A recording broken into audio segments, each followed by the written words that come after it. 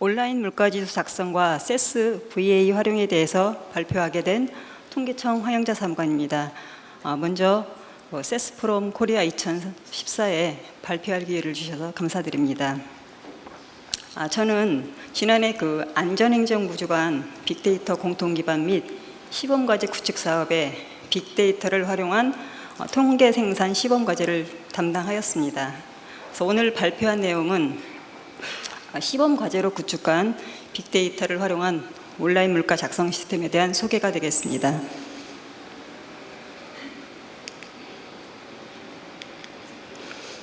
발표 순서는 빅데이터 분석을 통한 일일 물가지수 개요와 물가지수 생성 절차, 그리고 일일 물가지수가 어떻게 활용되는지에 대해서 설명을 드리고, 세스 VA를 활용한 시각화 분석 화면, 그리고 향후 계획순으로 말씀드리겠습니다.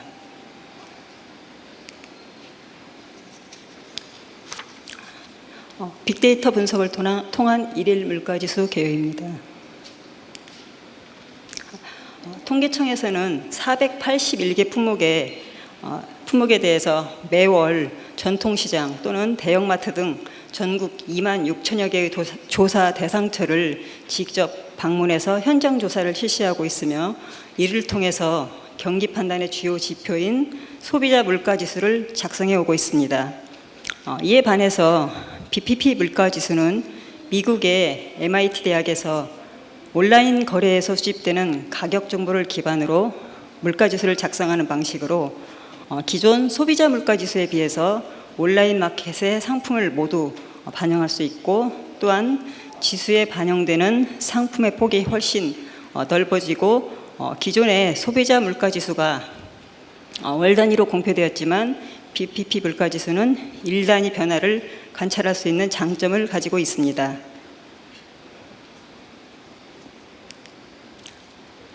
통계청에서는 이를 벤치마킹해서 네이버 인터넷 사이트 등 온라인에서 수집 가능한 299개 소비자 물가조사 품목의 가격 정보를 일일 130만 건 정도 수집해서 일일 물가지수를 생성하고, 또 기존의 소비자 물가지수, 또 생산자 물가지수, 그리고 이번에 새로 만든 감성지수와 시각적으로 비교 분석할 수 있게 온라인 물가 작성 시스템을 구축하였습니다.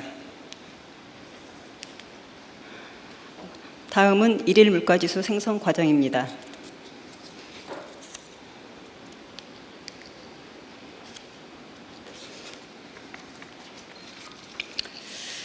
지금부터는 일일 물가지수가 생성되는 과정에 대해서 말씀드리겠습니다.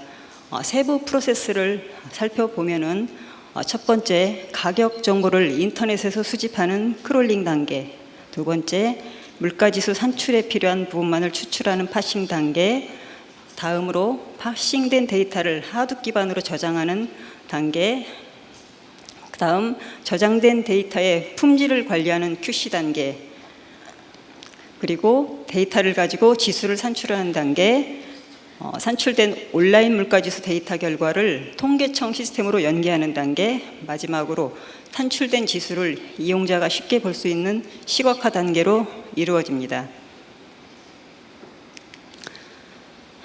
각각의 단계에서 세부적으로 살펴보겠습니다. 먼저 수집 단계입니다. 첫 번째 크롤링 단계에서는 농축 수산물의 경우에는 네이버 지식 쇼핑 외에 4개 사이트, 서적의 경우에는 예스24, 자동차의 경우에는 다나와, 이렇게 품목별로 지정된 사이트에서 가격 정보를 수집합니다. 예를 들면 오른쪽에 화면에 보시면은 모니터와 같은 가전제품은 네이버 지식 쇼핑, 그리고 3대 대형마트인 이마트, 홈플러스, 롯데마트, 그리고 농수산 홈쇼핑, 하이마트, 전자랜드 총 7개의 사이트에서 가격 정보를 수집합니다.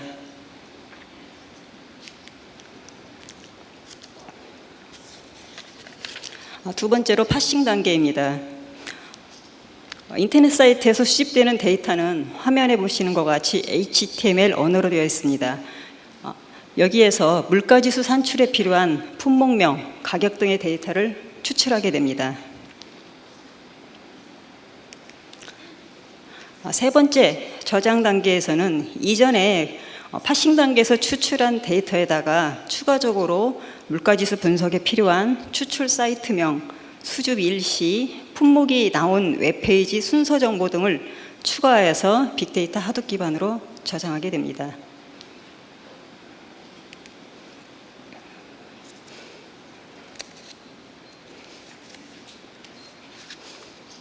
네 번째 QC 단계에서는 수집된 가격 데이터의 품질 관리를 위해서 가격이 수집되지 않았을 때 대체하는 결측치 검사, 동일한 상품이 중복으로 수집될 때 제거하는 데이터 중복 검사, 또 수집된 가격의 최대 최소 한계값에 대한 물리 한계 검사 등을 통해서 데이터의 품질을 높이게 됩니다. 예를 들어서 초코파이가 가격이 매일 한 1,000원대에서 수집이 되다가 어느 날 10만 원으로 수집되었다. 그러면 이날 수집된 데이터는 품질에 문제가 있으므로 물리 한계 검사로 필터링하게 됩니다. 다섯 번째, 지수 산출 단계입니다. 여기에서는 수집한 데이터를 가지고 일일 물가 지수를 산출하는 단계입니다. 먼저 오늘 가격하고 어제 가격에 대한 비에 대한 기하 평균으로 개별 품목에 대한 지수를 계산하고, 또 기준 시점부터 현재 시점까지의 개별 품목 지수 누적곱으로 품목 물가 지수를 계산하고, 마지막으로 전체 소비자 물가의 가중치 대비 품목에 대한 가중치를 적용한 BPP 물가 지수를 산출하는 단계가 되겠습니다.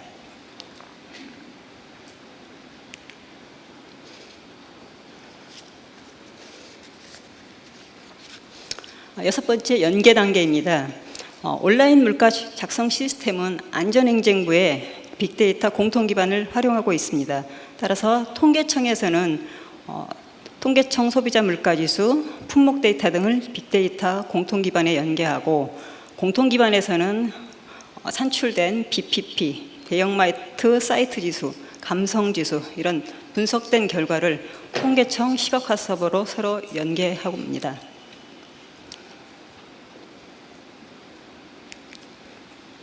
마지막으로 시각화 단계에서는 시각화 도구를 이용하여 이용자가 이해하기 쉽게 다양한 그래프 등으로 보여주는 단계가 되겠습니다.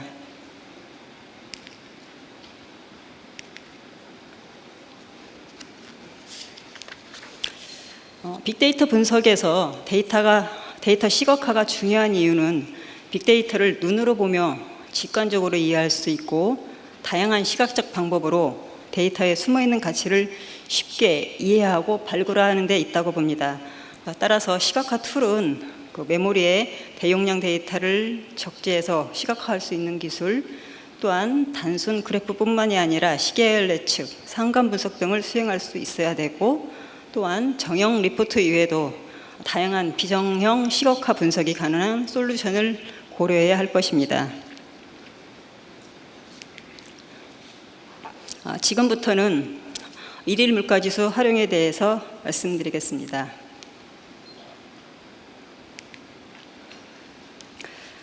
통계청에서는 소비자 물가 조사 대상 481개 품목 중에서 일상생활에서 소비자들이 자주 구입하는 물품하고 기본 생필품을 대상으로 생활 물가 지수라는 보조 지표를 발표하고 있는데, 본 화면은 올해 3월 2일자 생활 물가 지수를 보여주는 화면입니다. 화면 우측 상단에 보시면은 온라인 물가를 수집한 12월 25일부터 3월 2일까지의 일일 온라인 생활 물가 지수 추이를 보여주고 있으며, 또한 화면 좌측과 하단에 BPP 물가 지수에 대한 상승과 하락의 기여도가 큰 품목 10개, 그리고 등락률이 높은 상위 15개를 이용자가 쉽게 파악할 수 있도록 시각화해서 보여줍니다.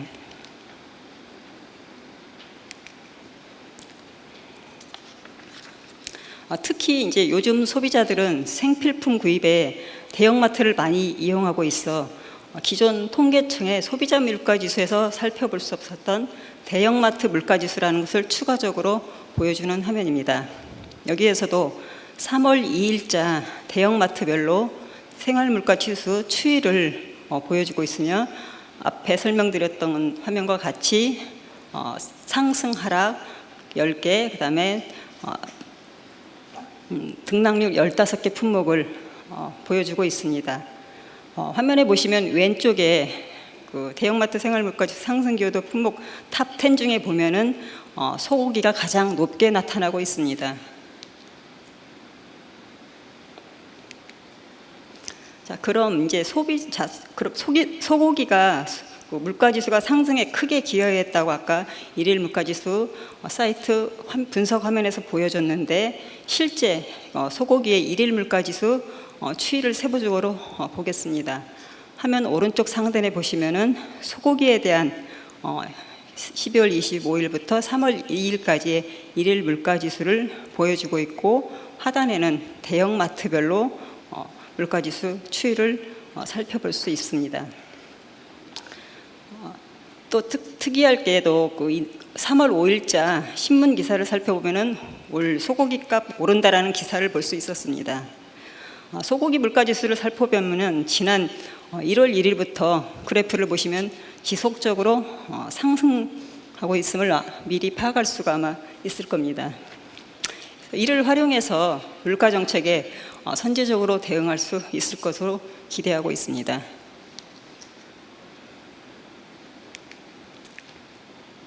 다음은 세스 VA를 활용한 시각화 분석의 주요 화면에 대해서 말씀드리겠습니다.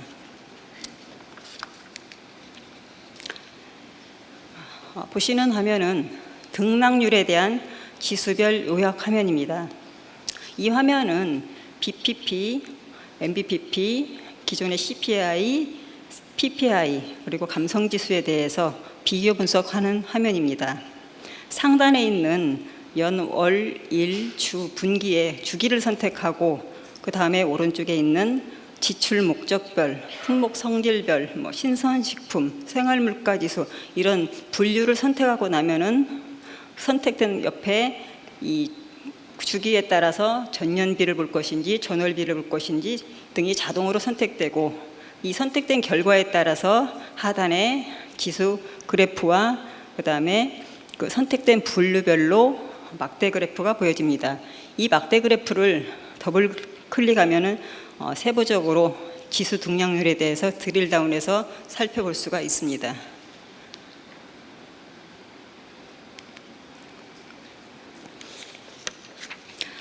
이 화면은 조금 전에 보셨던 화면은 등락률에 대한 화면이었고, 지금은 기여도에 대한 지수별 요약 화면입니다. 화면의 설명은 이전과 동일하게 BPP, 소비자 물가지수에 대한 지수별 기여도를 보여주고, 또한 하단의 막대 그래프도 세부 분류에 대해서 드릴다운해서 볼 수가 있습니다.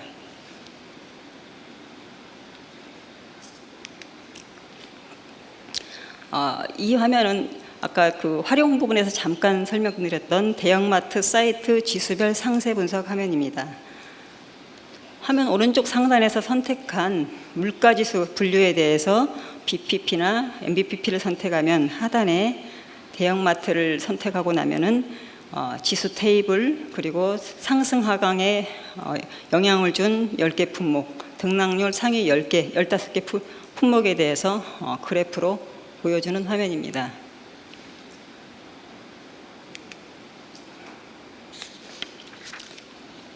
이 화면은 연쇄지수라는 화면인데, 연쇄지수라는 것은 예를 들자면 이제 통계청에서는 생활물가지수라는 걸 아까 발표한다고 그랬는데, 생활물가지수는 저희 481개 품목 중에서 식료품, 비주류, 주류, 담배, 교통, 통신 이런 12개 분류의 140개 품목의 지수를 산출하고 있는데, 이 12개 분류 중에서 교통이나 통신 쪽에 품목을 빼고 지수를 만들어 보고 싶을 때, 시뮬레이션 해보고 싶을 때 사용할 수 있는 화면이 되겠습니다. 왼쪽에서 선택한 품목들만으로 오른쪽에 지수에 대한 그래프와 지수값들을 그리드 형태로 보여주게 됩니다.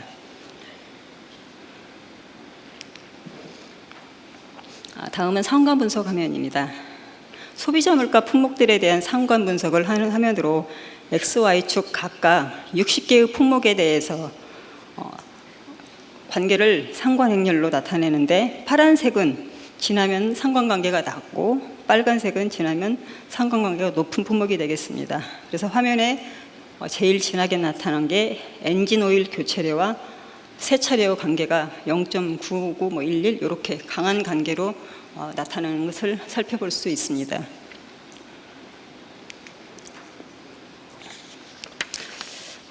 이 화면은 특정 품목과 한 품목과 다른 여러 품목들 간의 상관관계를 보여주는 화면입니다. 이전에는 60개의 품목에 대해서 상관관계를 보여줬지만은 이 화면은 하나의 품목에 대해서 여러 품목들과 상관관계를 보여주는데, 현재 화면은 휘발유값과 다른 60개 품목들 간의 상관관계를 보여주고, 빨간색과 파란색이 지날수록 상관관계가 높고 낮음을 똑같이 표현해 줍니다.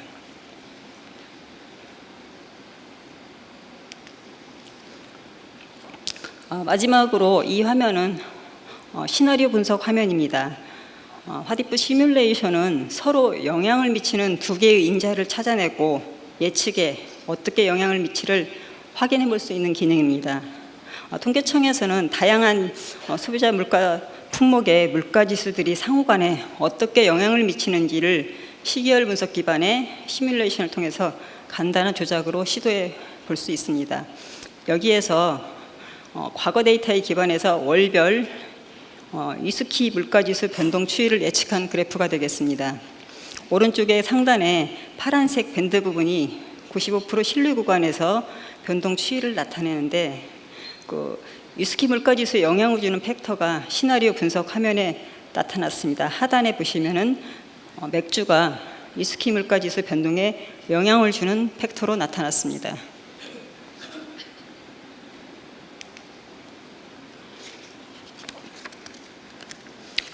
계속해서 이 위스키 물가지수에 영향을 주는 팩터인 맥주의 물가지수를 조정을 하면은 그에 따라서 위스키의 물가지수가 어떻게 변하는지를 볼 수 있는 화면입니다. 맥주의 물가지수가 떨어짐에 따라서 맥주와 보완제 관계에 있는 위스키 물가지수는 상승하고, 다시 맥주의 물가지수가 내려가면은 맥주의 물가지수가 상승하면은 위스키 물가지수가 하락하여 원래 물가지수로 회귀하는 것을 보실 수 있습니다.